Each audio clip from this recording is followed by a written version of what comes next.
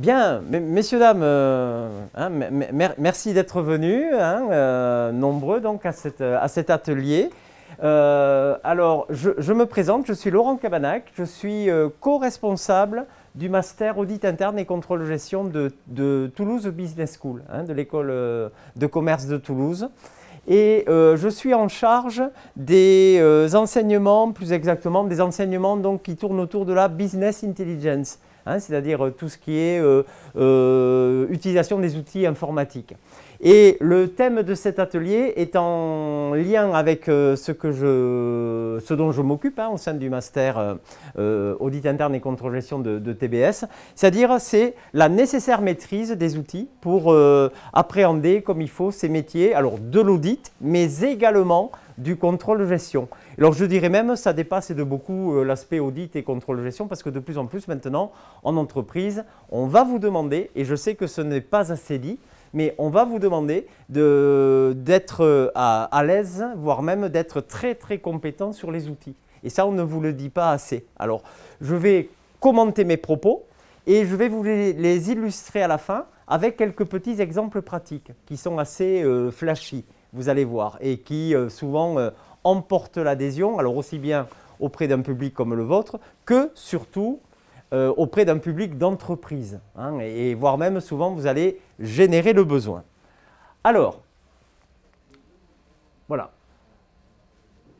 L'audit et le contrôle de gestion, ce sont des fonctions réputées techniques. Ce ne sont pas des fonctions, alors ça dépend à quel niveau elles sont menées, mais le contrôle de gestion opérationnel, par exemple, eh c'est une fonction dans laquelle il y a un degré de technicité assez élevé. Et alors, par rapport à ces notions non techniques, aussi bien concernant l'audit, il y a ce qu'on appelle un référentiel existant. Alors, il y a des référentiels techniques du genre, bon, le COSO, le COBIT, je ne m'étends pas dessus, mais ce sont des référentiels liés à l'audit. Il y a l'ITIL. Et alors, ces cadres référentiels sont très engageants dans le sens où on ne peut pas faire grand-chose hors de ce cadre-là. Et alors par contre, pour le contrôle de gestion, lui, il n'y a pas de cadre référentiel, même s'il y a un ensemble de bonnes pratiques. En contrôle de gestion, qu'est-ce qu'on fait? On s'appuie sur la comptabilité analytique, la comptabilité générale, on va s'appuyer sur les budgets, on va s'appuyer également sur tout ce qui est reporting, tableau de bord, etc. Je dirais que c'est un peu l'imagination au pouvoir.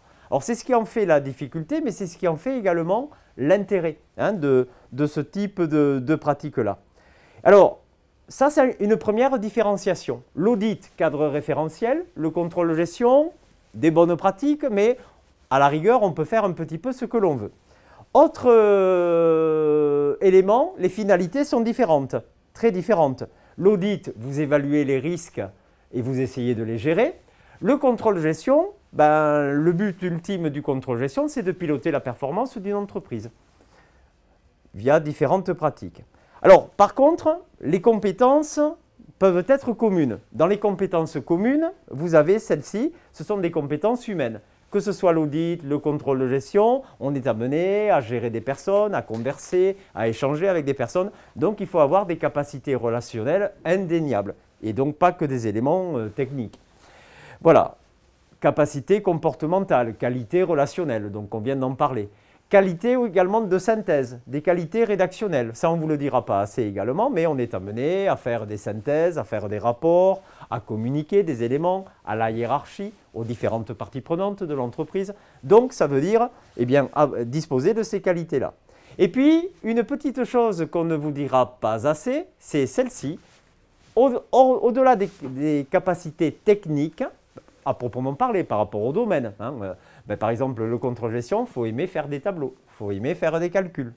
Eh bien, il y aura celle-ci qui va survenir et on n'en parle jamais assez, c'est qu'il faut avoir une réelle appétence pour les outils informatiques et pour ce qu'on appelle les systèmes d'information.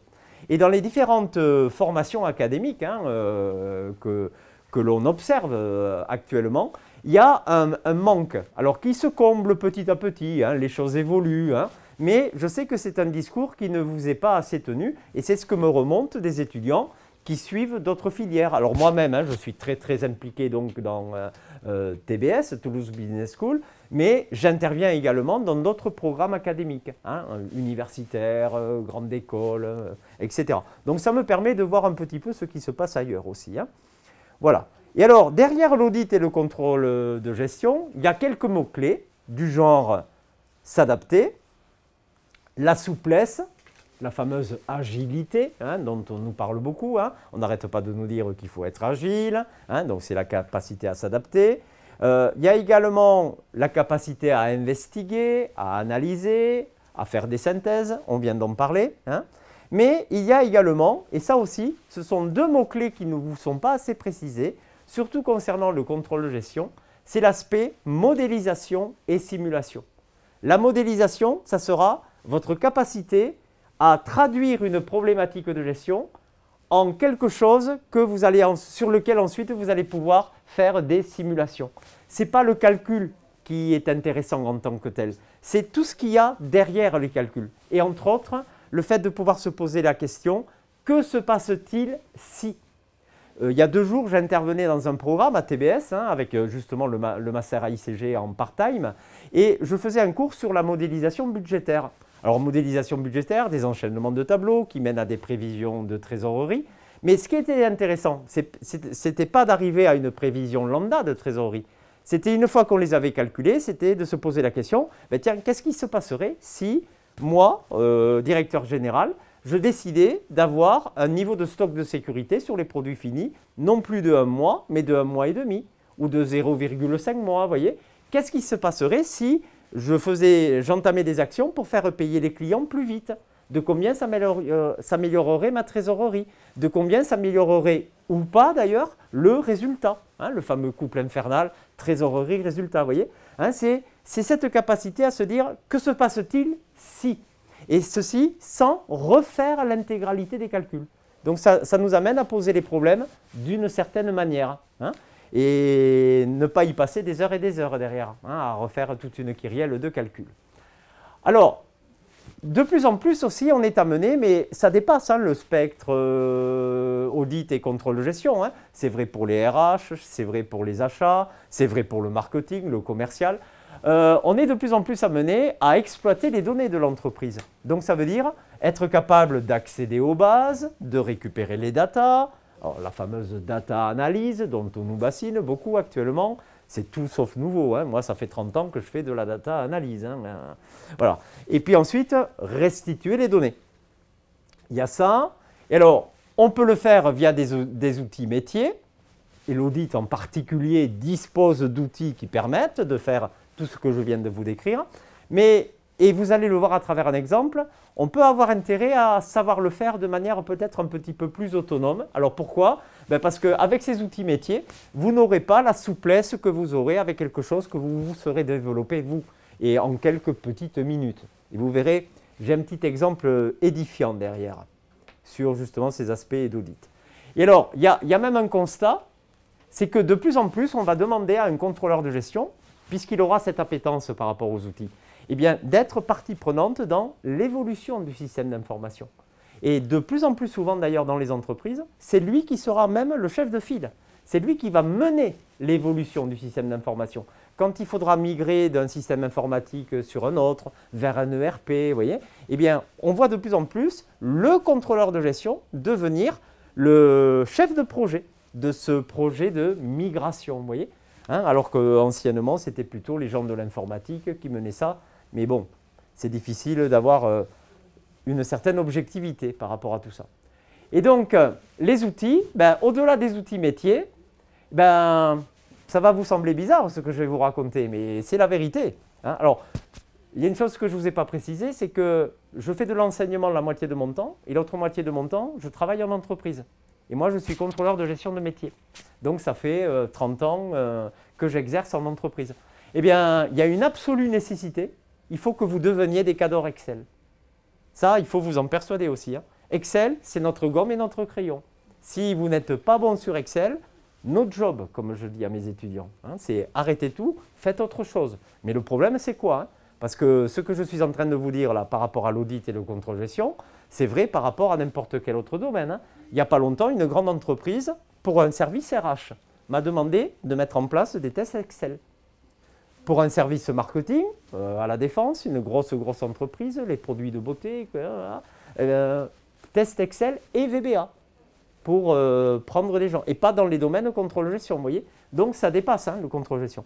Donc il faut vous attendre à devoir devenir des cadres Excel, à maîtriser VBA.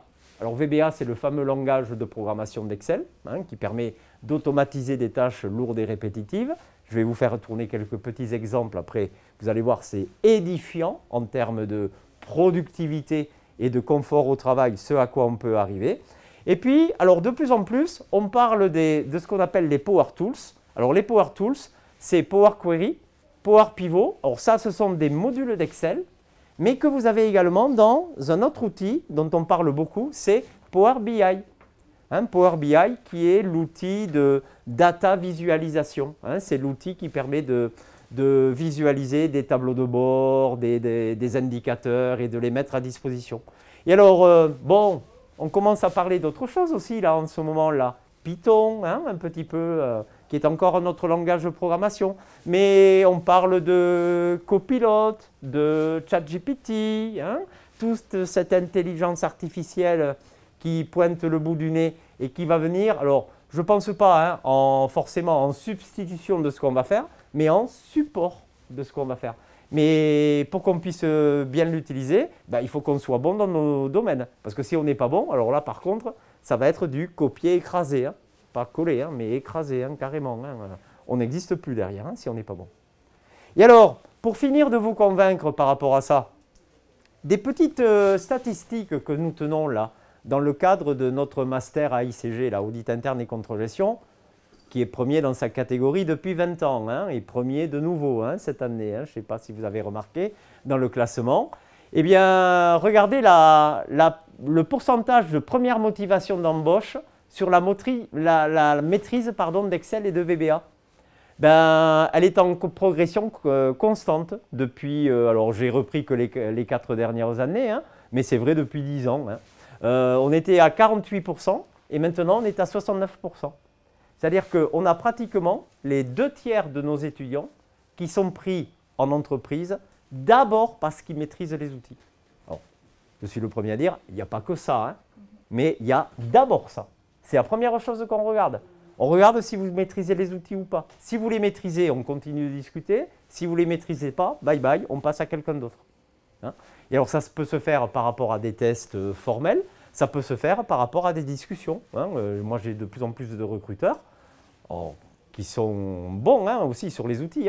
Ils vous posent incidemment 2-3 questions. Vous savez répondre, c'est tant mieux, on continue. Vous ne savez pas répondre, on se revoit dans une autre vie, comme dirait l'autre. Voilà, alors un peu de la même veine, vous voyez. Alors les tests purement Excel, on est pratiquement à 80%. Moi j'ai pratiquement tous mes étudiants qui subissent des tests Excel. Alors pour des stages, pour des contrats d'apprentissage, mais pour des jobs également. Et alors vous avez la part des tests VBA qui est en train de monter tout doucement, là, vous voyez. Et il faut vous attendre à, si vous voulez faire de l'audit et ou du contrôle-gestion, il va falloir devenir bon aussi en VBA. Bon, qui a suivi des cours en VBA là dans l'assistance? Ah, c'est pas mal déjà, c'est bien statistiquement. Voilà. Bon, les autres, il faut s'y mettre, parce que chaud, sinon. Et vous allez voir pourquoi. Voilà, mais c'est bien, c'est bien, c'est bien. Et alors, c'est là où moi j'ai coutume de dire que la maîtrise des outils comme Excel et VBA, à minima, il y en a d'autres, mais ça, c'est le socle fondamental et ça constitue un véritable avantage concurrentiel. Ça augmente votre productivité, alors pas qu'un peu, ça la décuple, ça la quintuple, tout ce que vous voulez. Ça accroît votre confort de travail également, parce que si vous pouvez en cliquant sur un bouton faire en quelques petites secondes quelque chose qui demande 1 heure ou 2 à n'importe qui, c'est quand même plus sympa. Et puis, comme j'ai coutume de dire aussi, accessoirement et en toute humilité, ça en fiche plein la vue. Ça permet de dire, t'as vu moi, je fais les choses vite. Si tu prends quelqu'un lambda là, ça va être un petit peu plus poussif. Et le calcul, il est vite fait dans les organisations. Et alors, comme en plus vous allez montrer ces fonctionnalités très intéressantes à des gens qui parfois ne seront même pas au courant, vous allez en plus générer le besoin. C'est ça qui est très très sympa aussi. Et vous allez générer le besoin sur un outil dont tout le monde dispose. Excel, VBA, tout le monde a Excel en entreprise. Hein? Entrez, entrez. Merci. Voilà.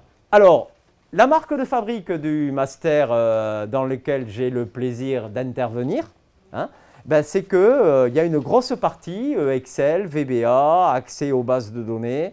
Et alors en particulier, ben, sur un total de 520 heures de cours, donc qui est assez conséquent, hein, ben, vous voyez, il y a une quarantaine d'heures sur Excel, il y a une quarantaine d'heures sur VBA, et puis de la même façon, une quarantaine d'heures également sur l'utilisation des Power Tools.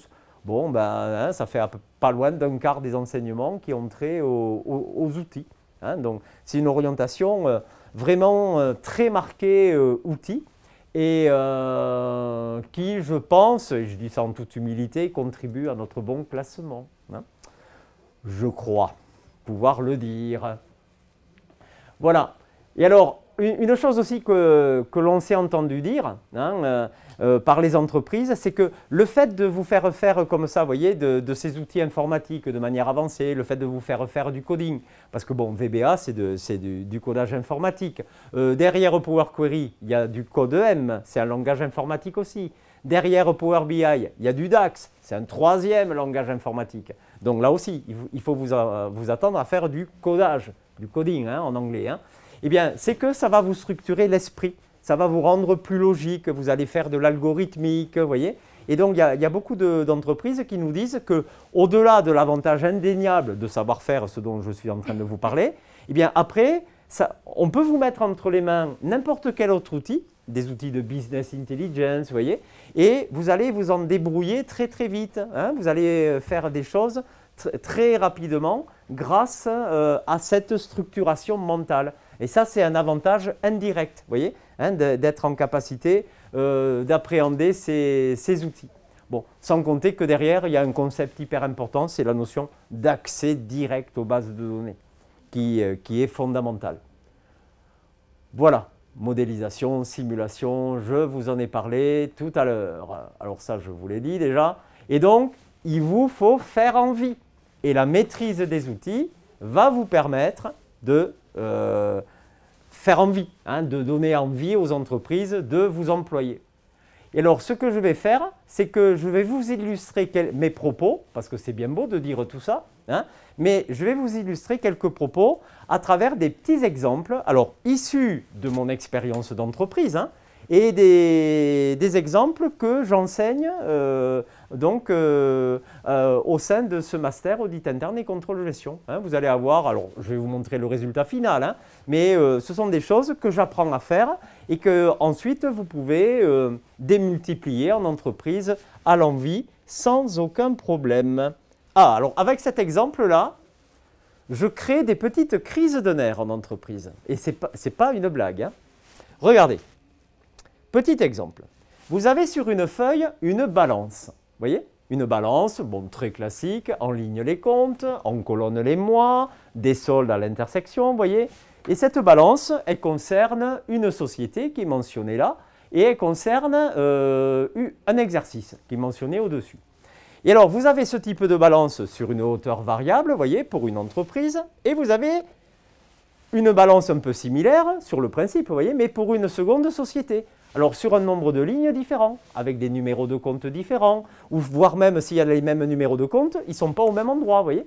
Et vous avez ça pour une troisième société, toujours sur 2023. Bon. Et puis, ces balances-là, vous les avez de nouveau sur du 2022. Hein, 2022 pour les trois mêmes sociétés. Et encore sur 2021. Donc, vous avez 9 balances. Et ce que vous aimeriez faire, à partir de ces 9 balances, c'est d'être capable de faire des comparaisons. Alors, pour une même société, de 2023 par rapport à 2022, les évolutions, vous voyez, d'une société par rapport à l'autre, la part d'une société par rapport à l'ensemble des sociétés, vous voyez, c'est essayer de faire tout type de comparaisons diverses et variées. Alors, pour le faire ça, on sait ce à quoi il faut parvenir pour être en capacité de faire ces comparaisons. Ben, il faut passer d'une balance qui ressemble à ça en alors ce qu'on appelle par abus de langage en une base de données. Hein, une liste en fait, vous voyez, hein, une liste.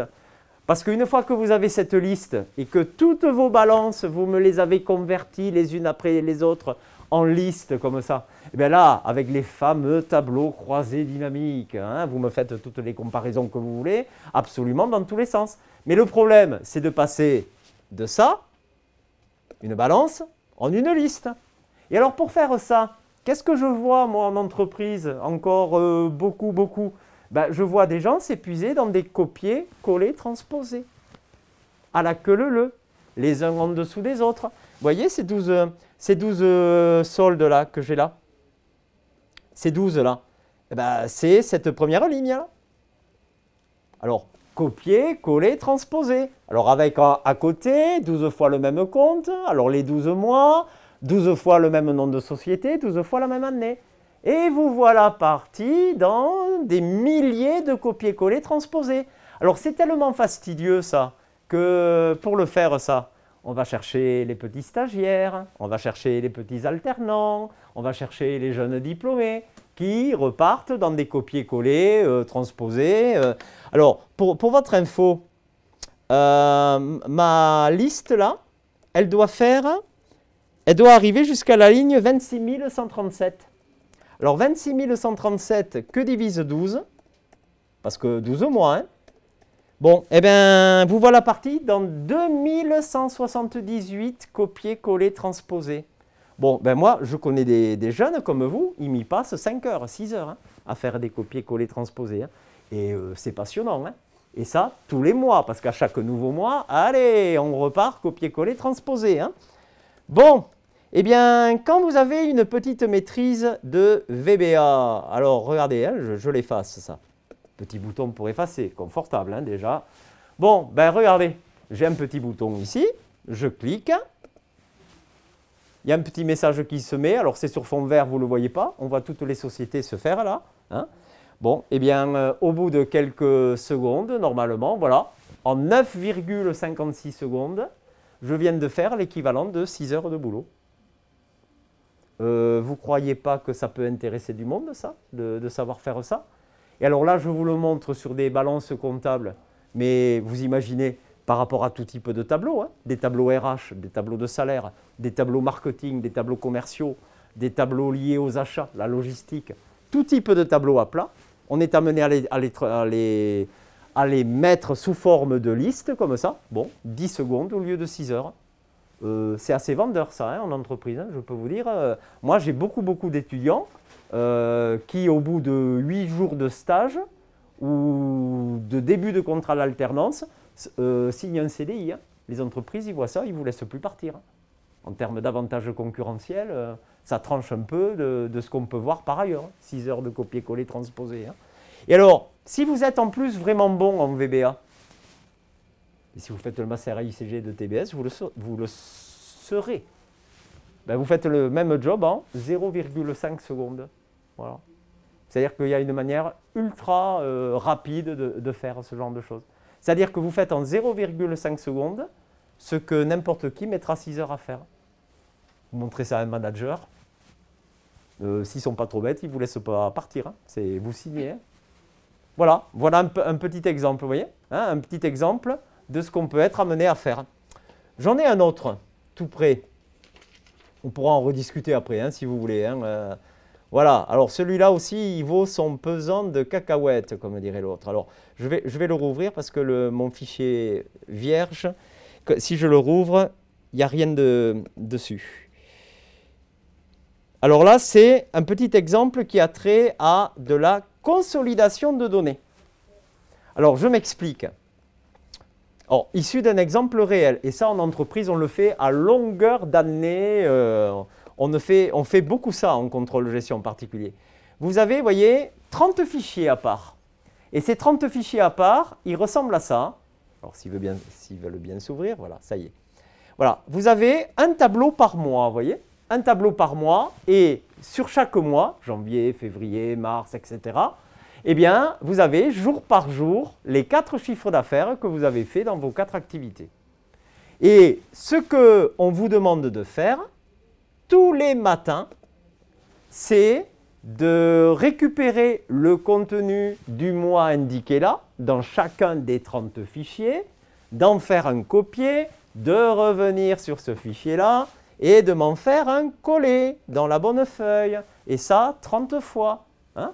Alors, de manière classique, depuis ce fichier central, vous m'ouvrez un premier fichier, vous allez sur la bonne feuille, vous me sélectionnez le tableau, copier, vous revenez là, collage spécial valeur, hein, parce qu'on ne sait jamais, ils ont mis des formules peut-être. Hein. Vous repartez sur le fichier que vous venez d'ouvrir, vous le fermez, vous passez sur le second, etc., etc. Et alors, ma pauvre contrôleuse de gestion, dans cette entreprise-là, elle y passait 20 minutes tous les matins. Alors, pressée qu'elle était par le chef d'entreprise, qui disait oh, dépêche-toi, bonjour, j'ai pas mon chiffre d'affaires, c'est pas fait encore. Alors, elle était sous pression, la pauvre. Comme elle me disait, il ne fallait pas être distrait. Et alors, les collègues, eux, ils se racontaient ce qu'ils avaient fait la veille au soir à la machine à café. Et moi, j'étais en train de faire, avec le grand chef au-dessus, j'étais en train de faire mes consolidations de données par des multiplicités de copier-coller. Et alors, elle y passait 20 minutes tous les matins. Alors, c'est une société qui est ouverte 6 jours sur 7, donc 6 fois par semaine et 52 semaines par an. Alors, j'ai poussé le vice jusqu'à calculer combien ça fait de temps, vous voyez, 20 minutes, 6 fois par semaine, 52 semaines par an. Elle y passait 104 heures en cumulé. Et de travail inintéressant, mais il fallait le faire, on est bien d'accord. Hein.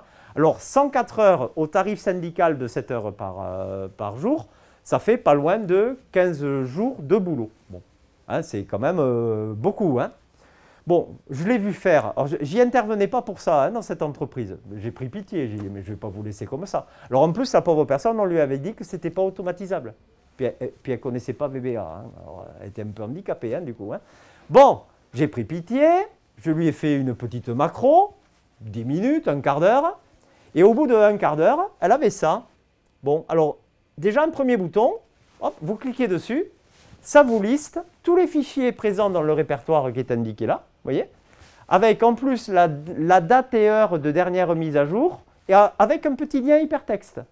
Ça déjà, ça c'est du caviar. Hein. Vous faites ça en entreprise, vous le proposez, c'est là-haut, là, hein, partout. Vous n'avez qu'à fétouiller en permanence. Hein. Bon, et alors la suite, l'idée c'est de dire, je vais retransposer de manière programmatique ce que j'ai fait, ce que je faisais manuellement. Je vais ouvrir chacun des 30 fichiers, parce qu'il y en a 30, je fais mon copier-coller, etc., etc. Bon, on lui avait dit que ce n'était pas automatisable. Hein. Hop, je clique sur le bouton. Bon, mais c'est parti. Alors, le fond serait un peu plus clair, là. On verrait le nom de la société, là, vous voyez, s'afficher ici. Bon, j'attends patiemment. Alors, le problème, c'est que ça va aller trop vite. Je n'ai même pas le temps d'aller me chercher un café, de revenir, vous savez. Hein. Et puis, ça y est, regardez. Je viens de faire le job en 14 secondes et quelques. Hein, parce que je pousse le vis à me chronométrer en plus, hein, pour enfoncer le clou. Hein.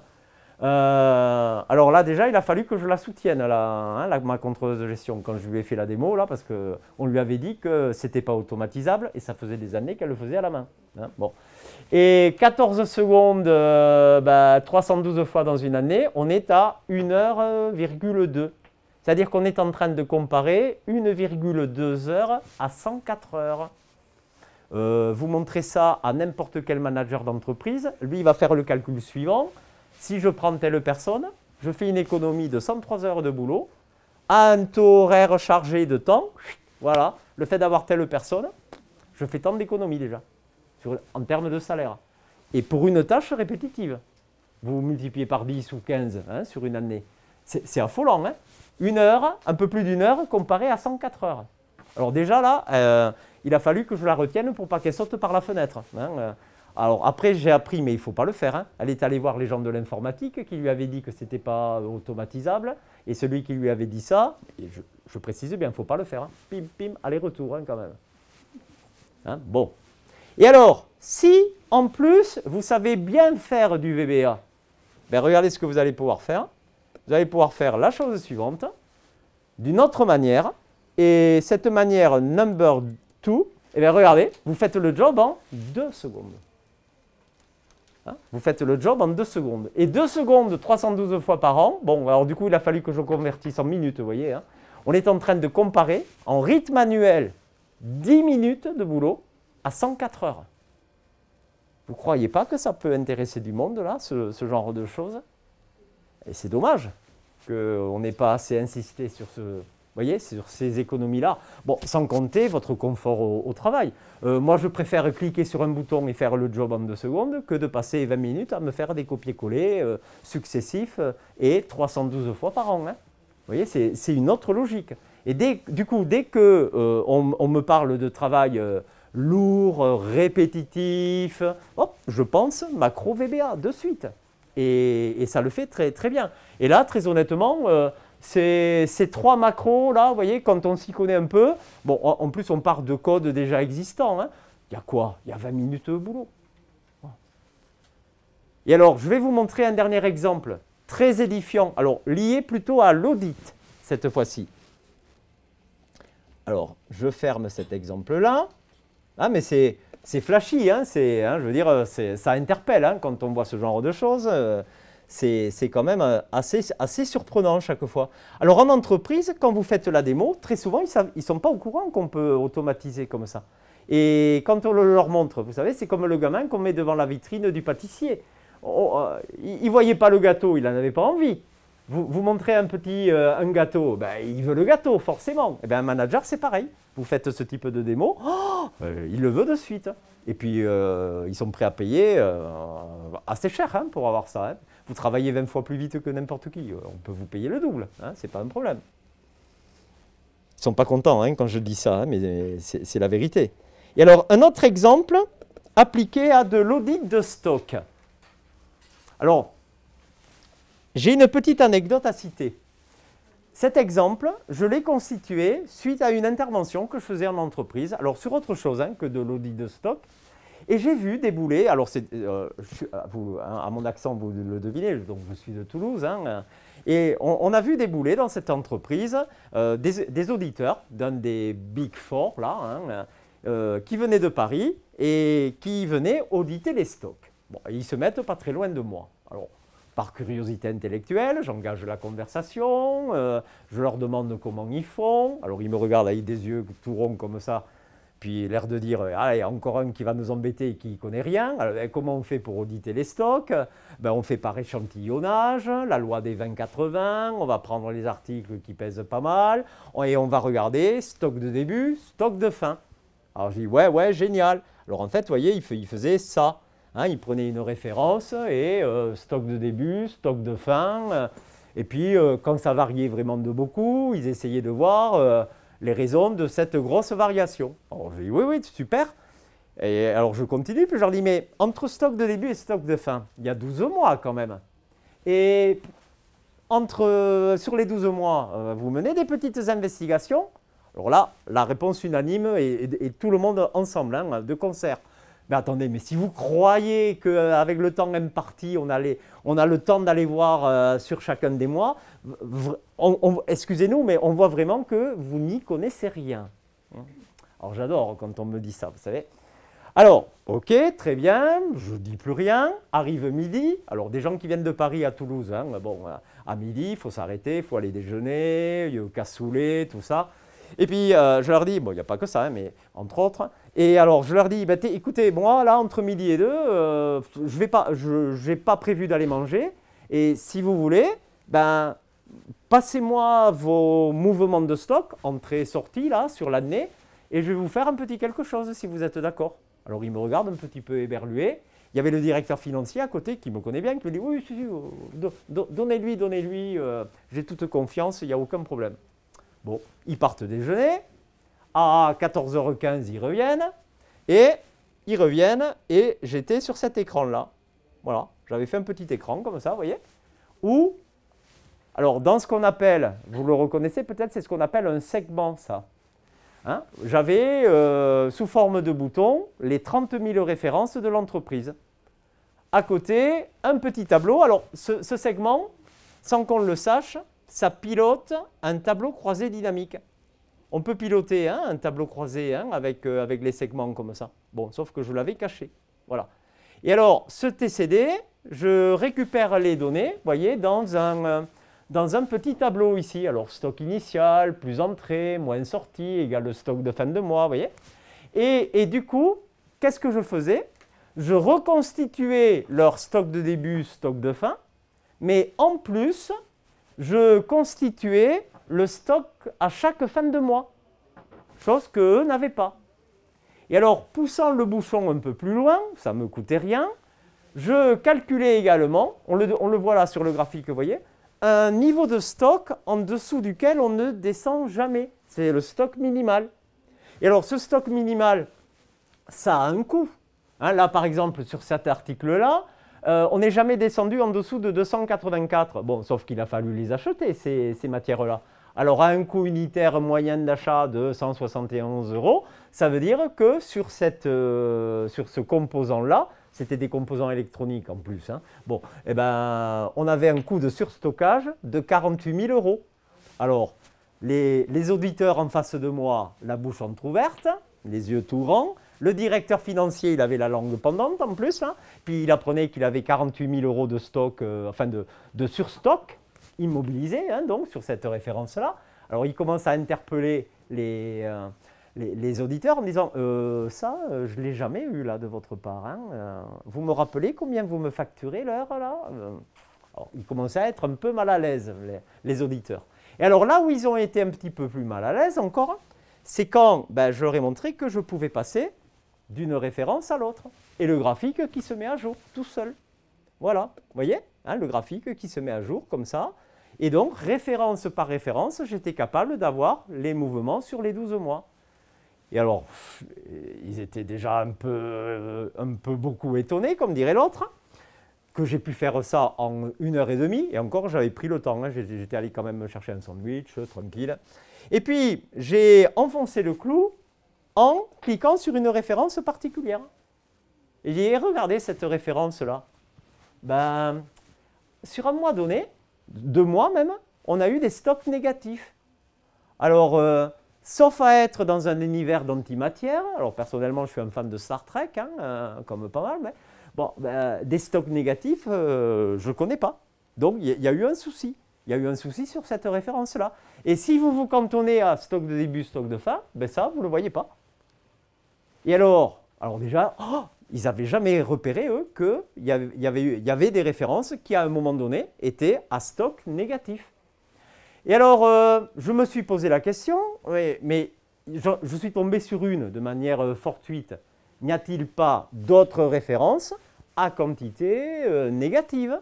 Bon, regardez, petit bouton, petite macro, et si je clique dessus, qu'est en train de me faire le programme? Il est en train de me passer en revue les 30 000 références et il est en train de me regarder s'il n'y a pas des références où, à un moment donné, on a eu des stocks négatifs.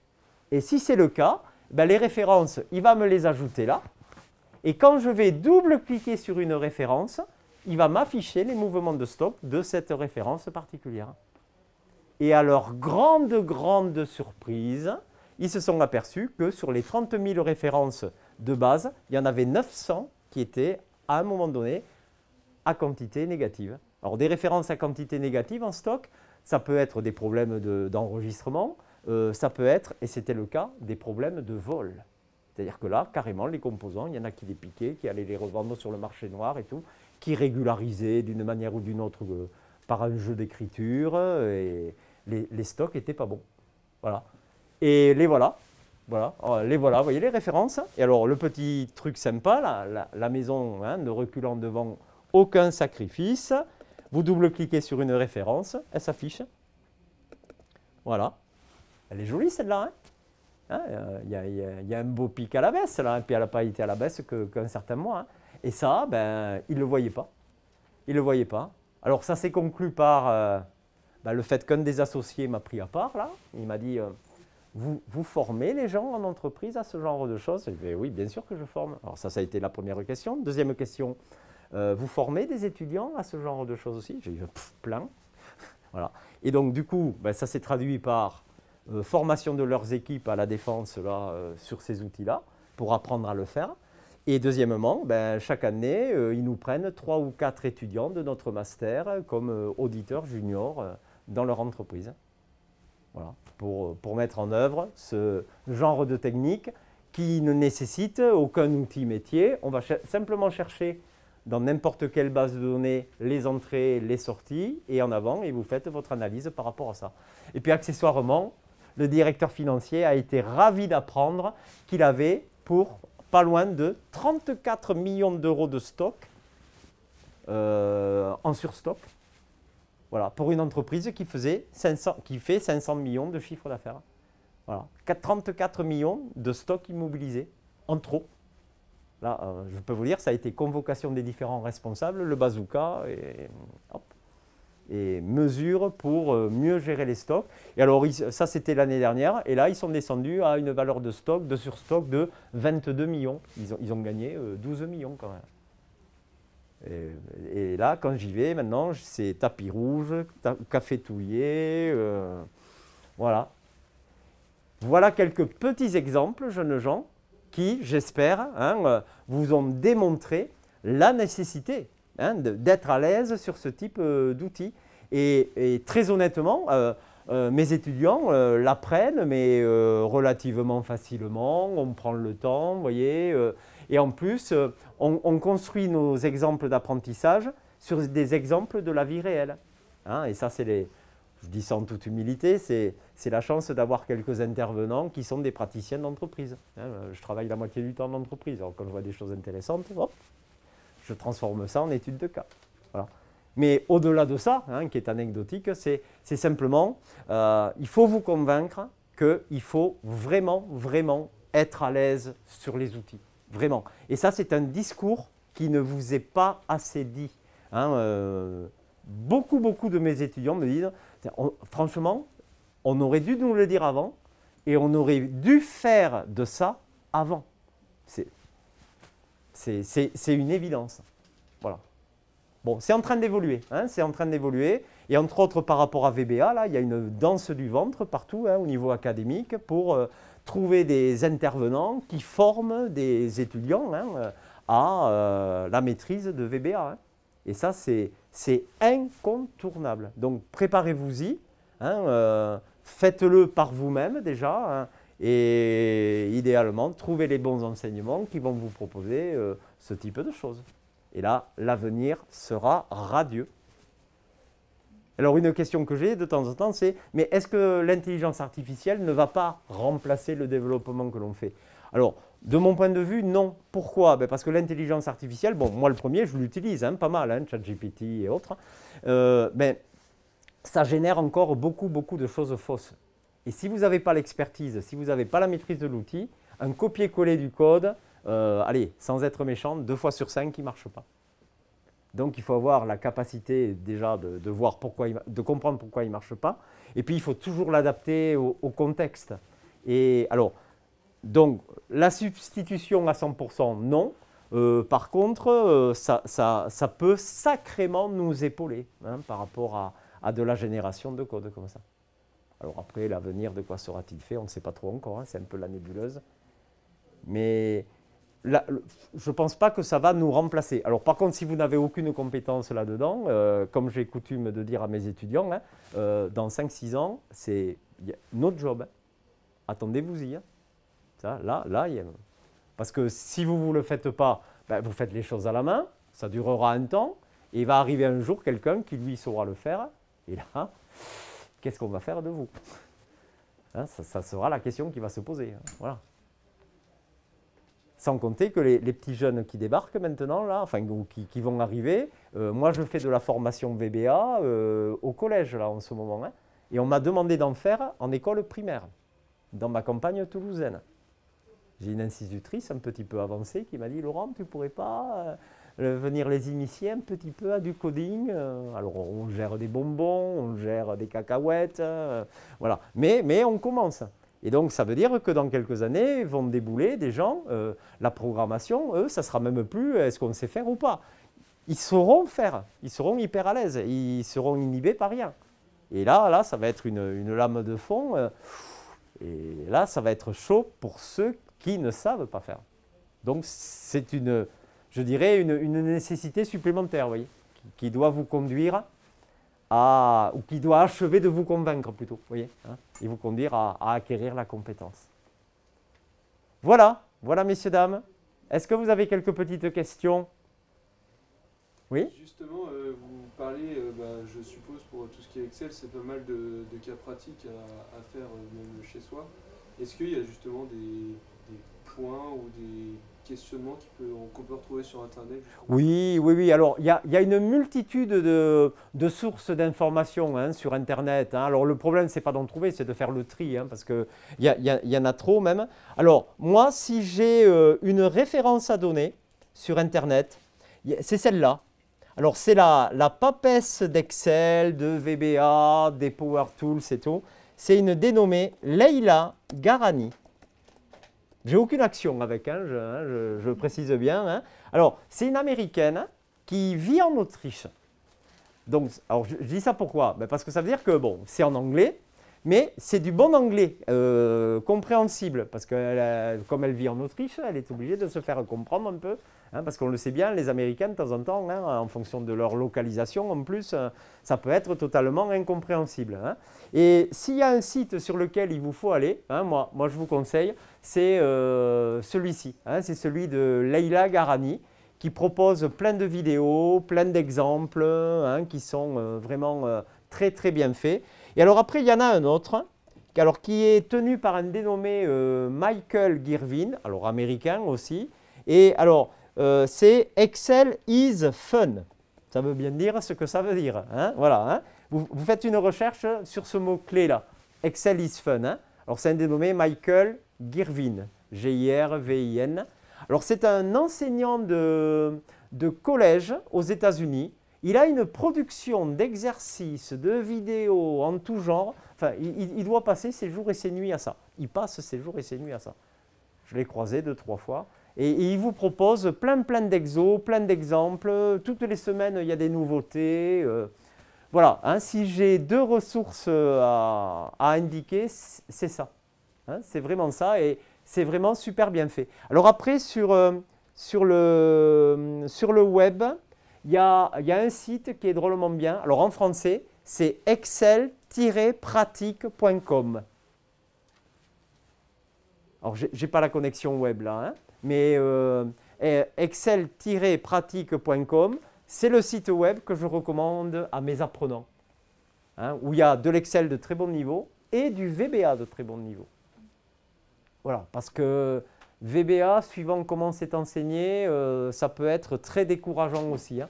Moi, quand je fais ma veille technologique et que je lis quelques bouquins de VBA, c'est le meilleur moyen pour moi de m'endormir le soir. Au bout de 3 pages de lecture, poum. Hein, parce que bon, toujours pareil, idéalement, c'est bien d'enseigner ce genre de choses, mais il faut l'avoir pratiqué également en situation, parce que sinon, il y a le risque de se focaliser sur des choses qui n'ont aucune importance, et par contre, des choses qui, elles, seraient hyper importantes, alors là, on passe allègrement dessus. Mais pourquoi? Ben parce qu'on ne sait pas que c'est important. C'est pas évident hein, d'enseigner des choses techniques de manière très pragmatique. Oui? SQL, est-ce que vous conseillez de l'apprendre aussi? Alors SQL, oui, c'est bien d'avoir des bases en SQL, hein, le langage SQL, hein, qui est le langage d'interrogation de données. Donc, il vaut mieux avoir des bases, mais sachant que là aussi, ben, entre autres sur Excel et sur Power BI, vous avez un petit outil qui s'appelle Power Query et qui vous permet de faire du SQL sans le savoir. Et le Power Query, vous l'avez toujours pareil, sous l'onglet Données. C'est la caverne d'Ali Baba, hein, données. Hein. C'est l'onglet Données et c'est sur le ruban tout à gauche, là. Vous avez Obtenir des données, là, vous voyez. Et quand vous êtes là, ben, sans forcément le savoir, vous êtes sur Power Query. Et là, vous lancez Power Query. Et alors, j'adore m'entendre dire, hein, parce qu'on ne peut pas empêcher les incompétents de parler, hein, mais c'est bien, il faut qu'ils parlent, les incompétents, tant mieux. Hein. J'adore m'entendre dire que depuis Excel, on ne peut pas accéder à des bases de données externes d'entreprise. Ben, la preuve, hein, regardez. SQL Server, Oracle, DB2, MySQL. On peut accéder à 95% des bases de données d'entreprise sans aucun problème. Personnellement, je le fais toutes les semaines. J'adore faire des choses réputées impossibles. Hein, et ça, c'est le lot de n'importe quel gestionnaire. Hein, dès que vous avez à faire de la data analyse, et on a de plus en plus à le faire hein, maintenant, eh bien, on utilise Power Query, qui, comme l'indique son nom, fait des queries, c'est-à-dire fait des requêtes. et vous faites de l'équivalent SQL. Alors, ce n'est pas tout à fait du code SQL, hein, c'est du code M derrière Power Query. Donc là aussi, mes étudiants, je leur apprends à coder en code M. Voilà. Derrière Power Pivot, vous avez du DAX. Si quelques-uns d'entre vous ont bossé un peu sur du Power BI, à un moment donné, on est amené à entrer dans le langage DAX pour faire des mesures. Voilà. Donc, vous allez faire du coding, hein. Attendez-vous-y. Hein. Il faut vous y préparer et vous en convaincre d'abord. Et ça, on ne vous le dit pas assez. Hein, le mode qui se présente à vous, c'est un mode de codage. Vous allez faire du codage. Voilà. Mais à votre disposition pour en parler. Il n'y a pas de souci. Et du coup, il est préférable de faire du SQL sur des VM ou par exemple pour s'entraîner? Il est préférable de faire des serveurs sur des VM des serveurs virtuels de tout ordre, mais après, il y a sur le web des, comment dire, on propose des bases de données, tests, essais sur lesquels on peut se greffer pour récupérer des datas. Si vous allez sur GitHub, GITHUB, il vous donne accès à plein de bases de données de tout ordre, SQL Server, Oracle, MySQL, auxquelles vous pouvez vous greffer pour récupérer des datas. À votre disposition pour en parler, avec grand plaisir. Vous l'avez deviné, je suis légèrement passionné par tout ça. Voilà, en tout cas, merci de votre attention.